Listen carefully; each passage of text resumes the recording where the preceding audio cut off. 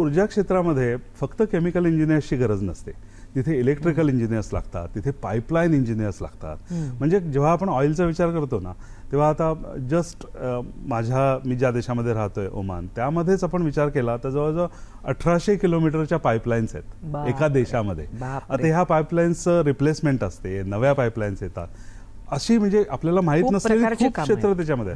Mechanical engineers, कॉम्प्रेसर्स, pumps, ह्या सगळ्या mechanical इंजिनिअरिंगच्या गोष्टी लागतात. आणि मला हे सांगायला आवडेल की हे जवळजवळ रिसेशन प्रूफ क्षेत्र आहे.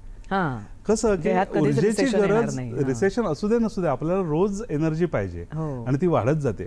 त्यामुळे इकडे जरी ते ग्लॅमर नसलं तरी तुमचा जॉब लॉसेस हे प्रमाण फार कमी आहे या क्षेत्रात. तुम्ही जर का तुमच्याकडे बळकटी असेल, तुमचं ज्ञान चांगलं असेल आणि तुमचं काम करण्याची जिद्द असेल, तयारी असेल, जी मराठी माणसाकडे खूप प्रकर्षाने जाणवते मला. आपण कदाचित आपल्याबद्दल सांगायला आपल्याला मागे राहतो आणि त्यामुळे कदाचित आपली थोडीशी पिछाड होत राहिली असावी. पण खरं तर आपण सुप्त जो अंडरकरंट आपण म्हणतो त्याप्रमाणे आपण छान गोष्टी आतापर्यंत केल्या आणि आता कॉन्फिडन्स देण्याचं काम गरजे मराठी करते की कुठलाही, जसं गरजे मराठीमध्ये आपण म्हणतो, कुठलंही क्षेत्र सांगा, कुठलंही रिजन सांगा, कुठलाही देश सांगा, तिथे आपले एक्सपर्ट आहेत. विश्वाच्या गाभारी गरजे मराठी.